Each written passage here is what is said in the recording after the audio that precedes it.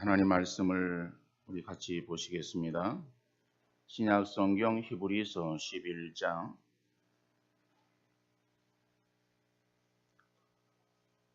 24절에서 29절까지 히브리서 11장 24절에서 29절 우리 찾으셨으면 한 절씩 교독하시겠습니다. 믿음으로 모세는 장성하여 바로의 공주의 아들이라 칭함받기를 거절하고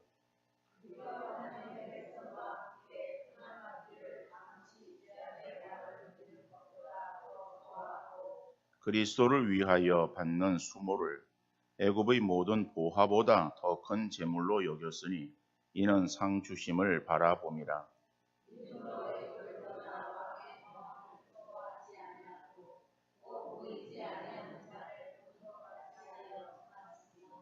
믿음으로 유월절과 피 뿌리는 예식을 정하였으니 이는 장자를 멸하는 자로 그들을 건드리지 않게 하려 한 것이며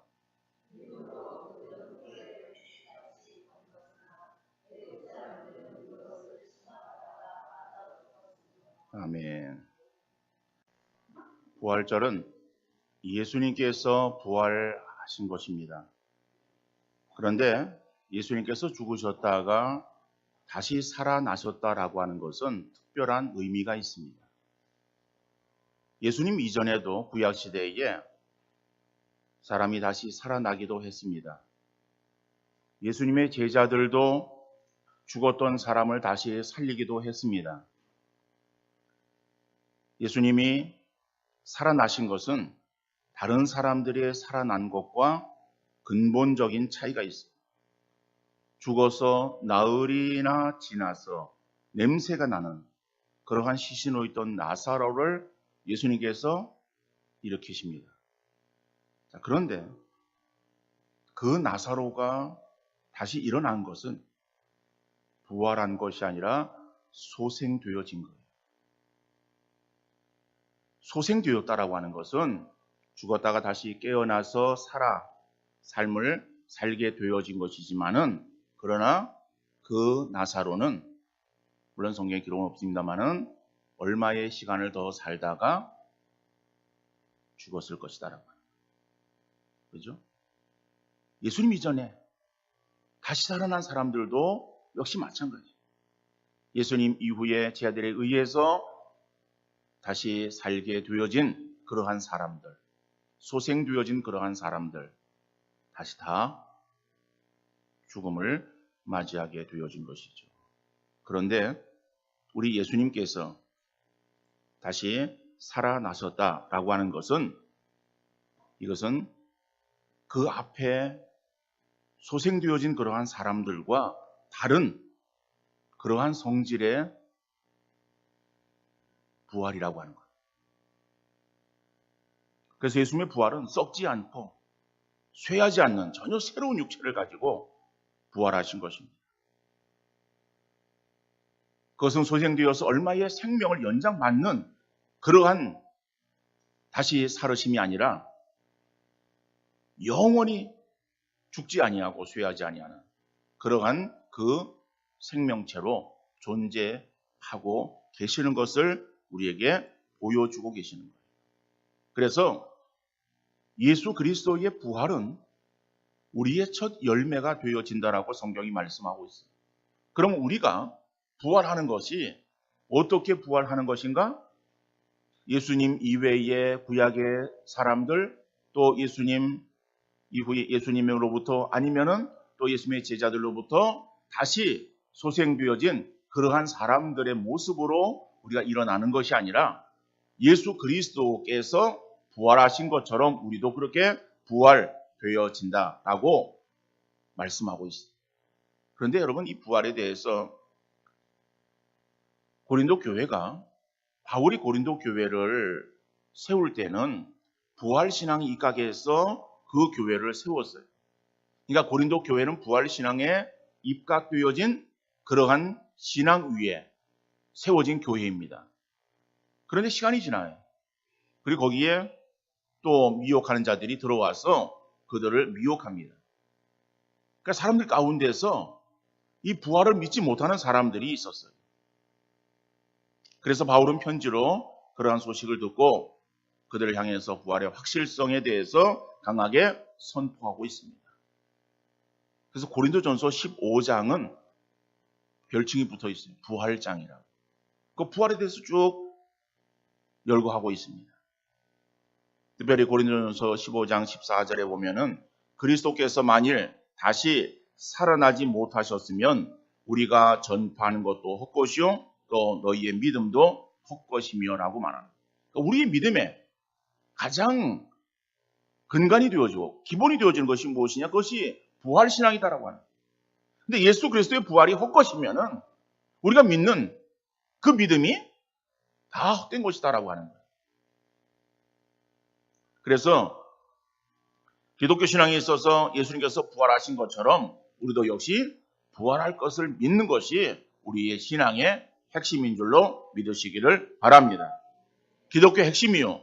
중요한 부활의 신앙을 갖고 살아가는 우리들에게 그러면 이 땅 위에서 부활 신앙에 실제적으로 어떠한 능력을 주는가?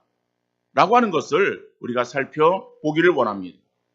그러니까 부활의 의미가 단순히 그저 1년에 한 번 있는 기독교의 절기로 지키며 또 예배를 드리고 예배를 파하고 돌아갈 때에 그저 평상시 안 먹던 그러한 계란을 먹는 정도로 우리가 지나쳐서는 결코 안 될 것이죠. 히브리서 11장은 믿음장이라고 하는 별칭이 또 붙어 있습니다. 특별히 오늘 본문은 모세의 믿음에 대해서 우리에게 말씀하고 있어요. 그런데 이 모세의 믿음과 부활신앙을 연결하면서 부활신앙을 가진 성도들이 이 땅 위에서 살아갈 때에 어떠한 믿음의 삶을 살아야 될 것인가를 살피면서 주실 은혜를 함께 나눌 수 있기를 바랍니다. 첫 번째로 부활신앙은 하늘의 상급을 바라보는 신앙이다라고 합니다. 부활신앙은 뭐라고요?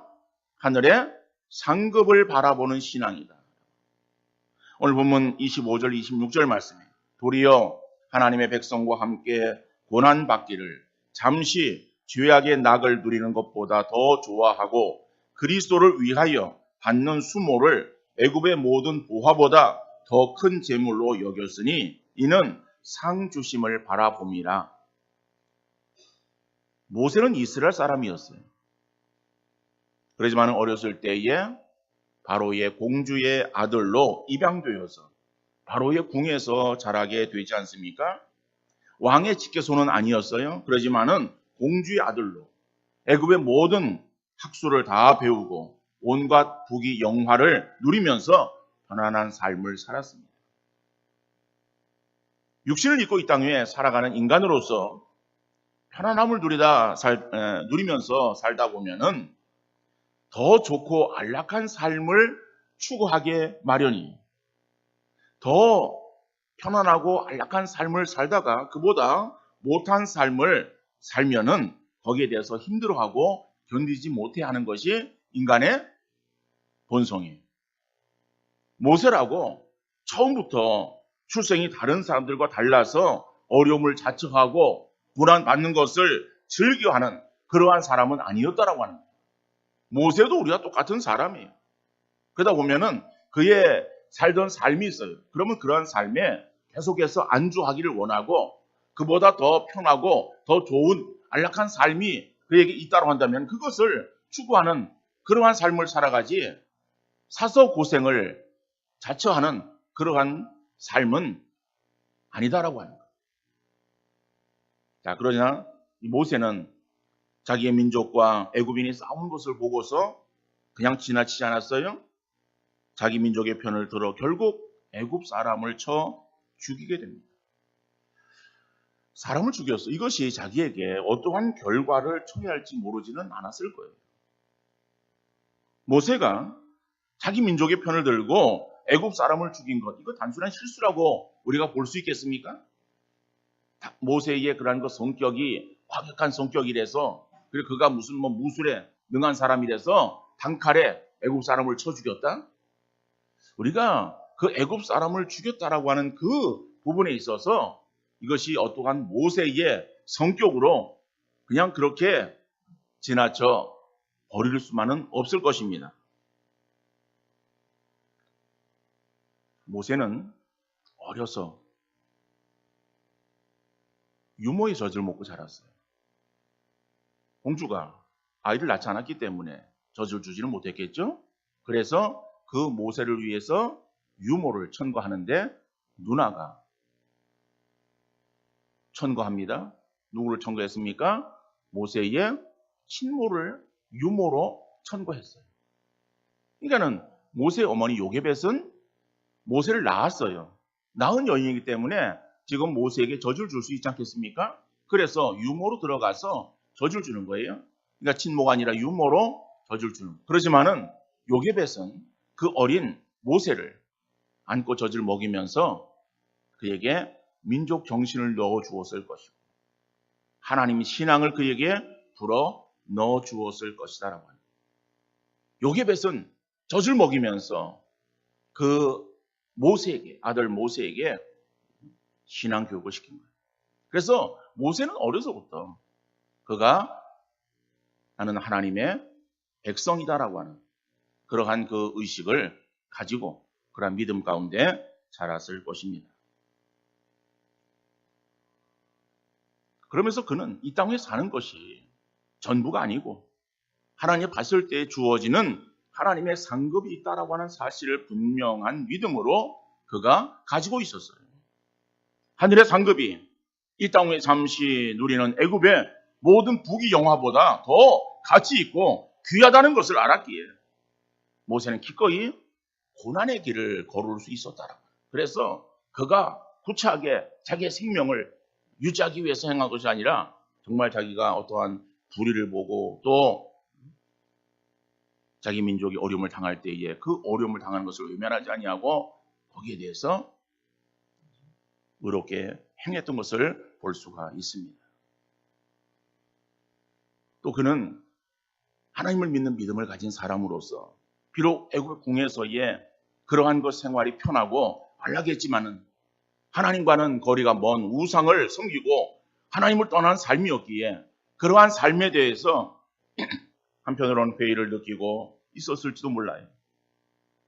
그리고 기회가 주어졌을 때 구차하게 구걸하지 아니하고 깨끗하게 결단할 수 있었다라고 합니다.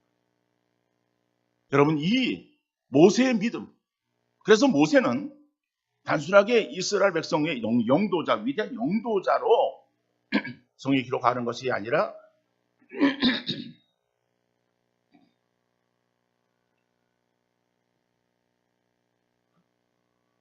오늘 히브리서 11장에서는 믿음장에 모세를 기록하고 있는 것은 모세의 믿음을 기록하고 있습니다. 그러니까 모세가 행한 것이 그것이 바로 모세의 믿음으로 하늘의 상급을 바라보는 믿음으로 그가 행했다라고 하는 것을 우리에게 말씀하고 있어요. 그런데 이러한 모습은 모세에게서만 발견할 수 있는 모습이 아닙니다. 믿음의 사람들에게서 나타나고 있는 동일한 그러한 삶의 모습이에요.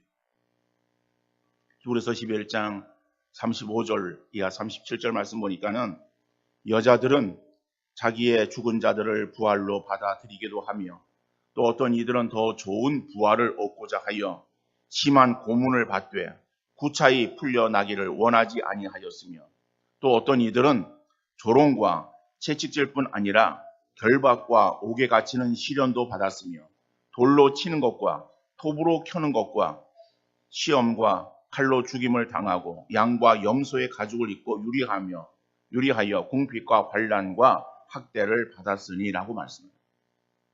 여러분, 부활 신앙을 가지고 삶을 살았던 믿음의 선진들은 이러한 어려움 가운데, 여러 가지 어려움 가운데서도 그들이 결코 굴하지 아니하고 부활을 바라보며 믿음으로 견뎌낸 줄 믿으시기를 바랍니다.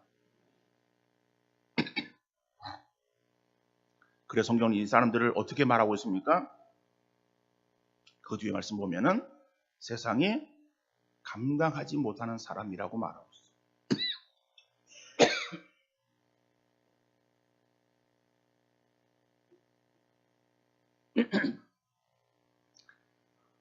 그 믿음의 선진들의 그 믿음, 근데 그들의 이름이 나오질 않아요.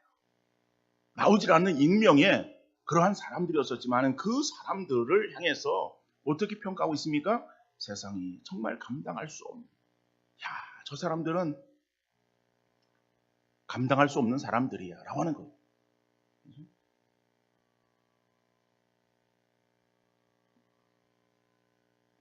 더 나은 부활 신앙을 가지고 이 땅 위에서의 살아가는 성도들은 이 땅의 삶의 만족만을 위하는 것이 아니고 우리에게 주어질 영원한 세계를 소망하면서 하늘의 상급을 바라보는 믿음으로 나아갔다라고 하는 사실. 히브리서 11장 13절에 이 사람들은 다 믿음을 따라 죽었으며 약속을 받지 못하였으되 그것들을 멀리서 보고 환영하며 또 땅에서는 외국인과 나그네임을 증언하였으니라고 말씀합니다. 이어지는 16절 말씀 보니까는 그들이 이제는 더 나은 본향을 사모하니 곧 하늘에 있는 것이다. 이러므로 하나님이 그들의 하나님이라 일컬음 받으심을 부끄러워하지 아니하시고 그들을 위하여 한 성을 예비하셨느니라. 여러분, 상을 바라보고 뛰는 운동선수에게 있어서 세계 대회에서의 우승은 그들의 목표요, 아마 소원일 거예요. 그러한 어떤 목표를 가지고 있는 사람들, 그런 운동선수들, 이런 사람들은 작은 지역 대회는 관심을 갖지 않습니다. 왜냐하면 작은 대회에 집중하다 보면은 오히려 큰 대회에서의 우승을 놓칠 수 있어요. 그런데 어리석은 선수는 상에 욕심을 내다 보면은 적은 대회나 큰 대회나 다 참여하여서 우승해야 되겠다라고 하는 욕심 때문에 적은 대회에 경기를 하다가 오히려 부상을 입을 수 있어요. 그러면은 큰 대회에 아예 출전을 못하는 그러한 경우가 발생할 수 있지 않습니까? 그럼 그것은 얼마나 어리석은 거예요? 작은 대회는 포기하고 오히려 큰 대회를 위해서 준비하는 이런 것들이 더 지혜로운 것이고, 그리고 큰 대회에서의 상을 받을 때에 더 큰 영광이 주어지는 것 아니겠습니까? 하늘의 상급에 비해서 이 땅 위에서 누리는 상은 매우 빈약하고 금방 잊혀지는 거예요. 여러분, 세상에서 사람들에게 있어서의 어떠한 이름이 드러나는 것, 그것이 우리에게 있어서의 목적이 되어진다고 할 때 그것은 금방 지나갑니다. 금방 잊혀지는 거예요. 그것을 우리의 목적으로 삼아서는 어리석은 모습이 되어질 수밖에 없는 것이죠. 세상의 부귀영화를 목적으로 삼다 보면은 커다란 하늘 상급을 놓치는 잘못을 범하게 되게 돼요.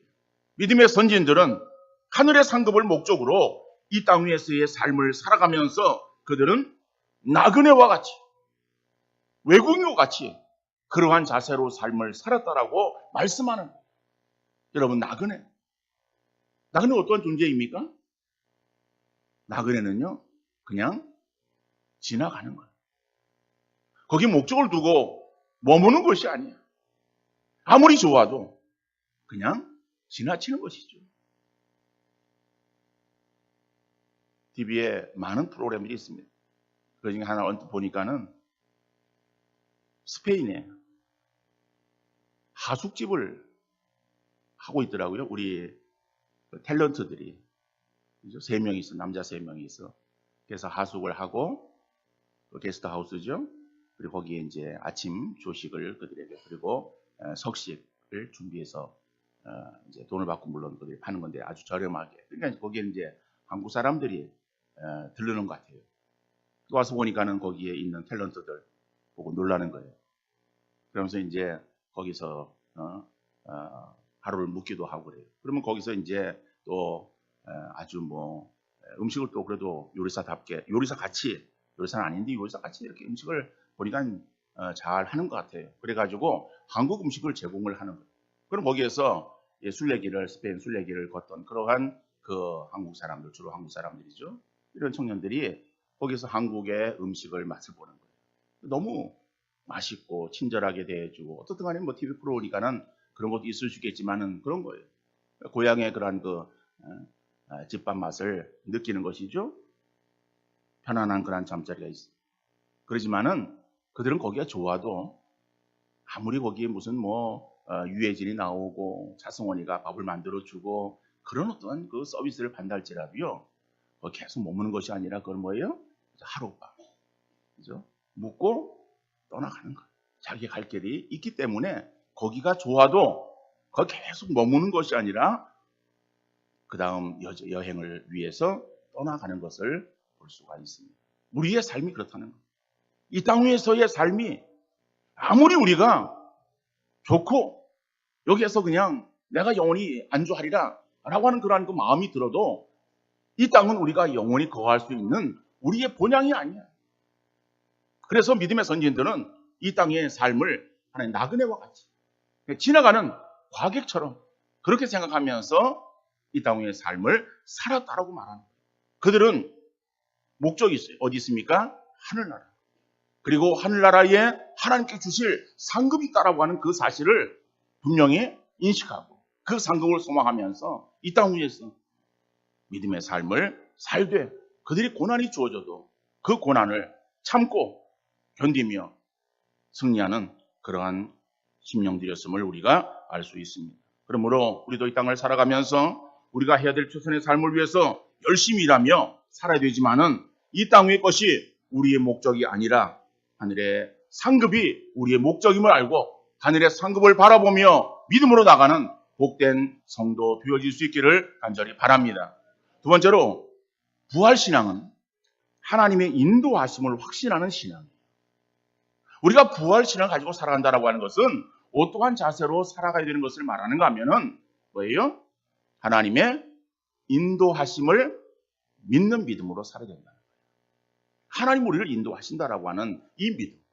오늘 본문 28절, 29절 말씀 보니까는 믿음으로 유월절과 피 뿌리는 예식을 정하였으니 이는 장자를 멸하는 자로 그들을 건드리지 않게 하려 한 것이며 믿음으로 그들은 홍해를 육지같이 건넜으나 애굽 사람들은 이것을 시험하다가 빠져 죽었으며 말씀합니다. 여러분 이 말씀은 하나님께서 이스라엘 백성들을 건져내시기 위해서 애굽에서 건져내시기 위해서 모세를 세우지 않습니까? 그리고 그 모세를 결국 80이 되어진 모세를 바로에게로 보내는 거예요. 그리고 바로와 이제 맞서 싸워서 이스라엘 백성들을 건져내게 하시는 거예요. 그럴 때 하나님께서 그들에게 재앙을 내리잖아요. 9가지의 재앙을 내릴 때 이스라엘 백성에는 그 재앙이 임하지 아니하고 이스라엘 백성들의 그 땅에 그 재앙이 임했던 거예요. 자, 그리고 마지막 10번째 재앙이 뭐예요? 첫 것을 데려가는, 죽이는 그러한 재앙이에요. 사람이든지 짐승이든지 처음 난 첫 것을 죽이는 거예요. 자, 그런데 하나님께서 그 마지막 10번째 재앙을 시행하실 때도 이스라엘 백성들에게는 어떻게 해요? 사인을 주시는 거예요. 그래서 그 죽음에서 면하도록 다 방책을 마련해 놓으시고 그리고 그 재앙을 임하게 하는 거예요. 그러니까는 그 재앙이 임했을 때 애굽 집에서는 통곡이 끊이지 않았던 것이죠. 결국 바로가 손을 들어서 이스라엘 백성들을 내보내게 됩니다. 자, 이스라엘 백성들이 이제 가나안 땅을 향해서 나아갑니다. 가다가 홍해를 만나게 되잖아요. 애국 군대가 뒤쫓아 옵니다. 하나님께서는 홍해를 갈라서 이스라엘 백성들을 건너게 하시고 뒤쫓아오는 애국 군대를 그 물에 다 수장시켜버려요. 그리고 더 이상 뒤쫓아오지 못하도록 막아주셨습니다. 이러한 하나님의 인도하심을 본 이스라엘 백성들이 미리암을 중심해서 여자들이 하나님께 영광을 돌렸어요. 모세를 중심해서 남자들이 하나님께 영광을 돌렸어요. 결국 이것은 이스라엘 백성들의 죽을 수밖에 없었던 위기 상황 속에서 하나님의 인도하심으로 극적 탈출을 하게 되어진 것을 보여주는 거예요. 오늘 본문의 말씀처럼 오늘 본문의 말씀이 뭐라고 말하고 있습니까? 이는 장자를 멸하는 자로 그들을 건드리지 않게 하려 한 것이다. 여러분, 누구를 건드리지 않게 했어요? 이스라엘 백성들. 장자를 멸하는 자, 죽음의 사자가 이스라엘 백성들을 건드리지 않도록 하나님께서 그렇게 다 보호하시고 인도해 주셨다. 홍해를 건널 때에도 하나님께서 그들을 인도하셔서 그들을 건드리지 못하도록 막아 주셨다라고 하는 사실을 말씀하고 있지 않습니까? 이러한 하나님의 인도하심 우리의 삶 속에서도 계속 되어지는 줄 믿으시기를 바랍니다. 하나님 우리를 구원하여 자녀로 부르시고 무책임하게 방치하여 두시지 않습니다. 오늘날 뉴스에 보면은 사회면에서 얼마나 참 어두운 소식을 접하게 되었는지 몰라요. 부모가 자녀를 낳아요. 그리고 그 자녀를 방치해 둡니다. 심지어는 그 자녀를 죽이기도 하는 거예요. 그럼 어떻게 이런 일이 있을까라고 하는 의아심이 들 정도의 아주 비극적인 그러한 소식이에요. 임신을 하고 생명체가 자라고 있는데 낙태를 시키는 것이 죄가 아니라고 하는 것, 이것을 법제화시키고 있어요. 이런 세상이에요.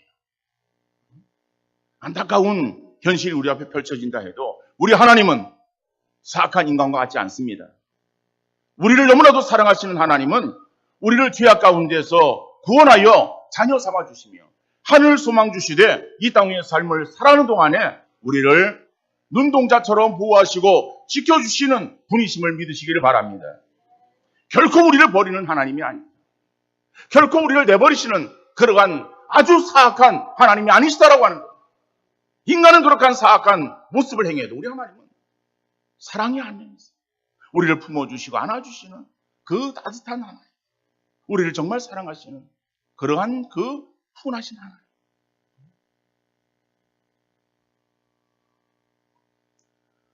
여러분, 그래서 다윗은 그 하나님을 향해서 뭐라고 고백합니까?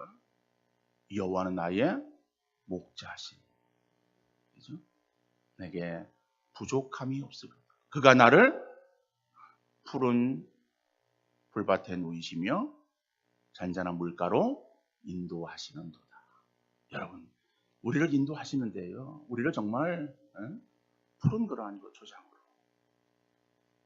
잔잔한 물가로 인도하셔서 우리를 먹이시고 입히시고 보호하시는 그 목자가 양을 보호하는 그러한 그 정말 따뜻함으로 하나님 우리를 그렇게 보호하시고 인도해 주신다라고 말씀하고 있지 않습니까?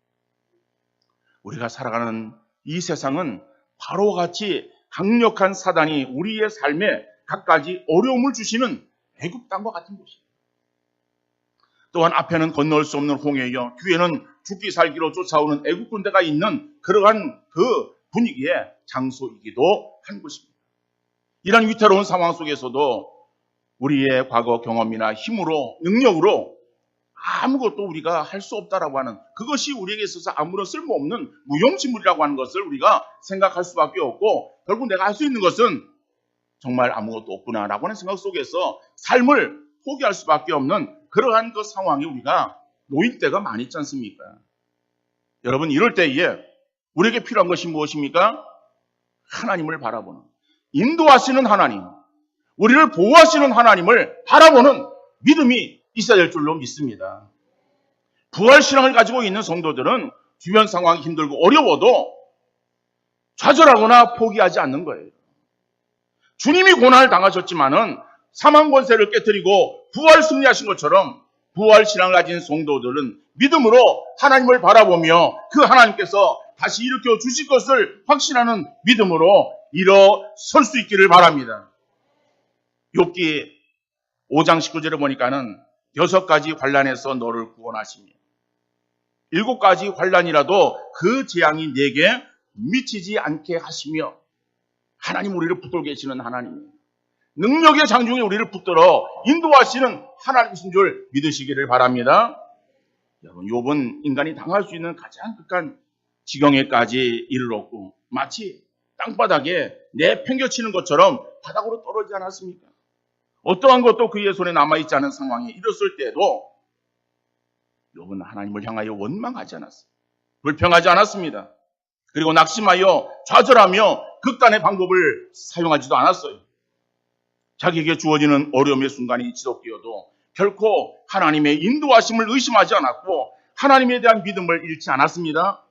낙심하지 않고 어떠한 상황에도 절망하지 않는 믿음으로 그가 승리했고, 이러한 믿음을 우리는 부활신앙이라고 말할 수 있어요. 그래서 욥은 이 부활신앙으로 인내하는 자의 표상이 되었다라고 하는 사실, 여러분 확실히 믿으시기를 바랍니다. 우리가 사는 세상은 많은 고난과 어려움이 산재되어 있습니다. 이러한 삶 속에서 하나님께서 우리에게 요구하시는 것은 부활신앙으로 날마다 일어서기를 원하시는 줄 믿으시기를 바랍니다. 주눅들거나 움츠러들지 말고 믿음의 장부답게 가슴을 펴고 당당하게 부활신앙으로 승리하시는 믿음의 복된 성도 되어질 수 있기를 주님 이름으로 축원합니다.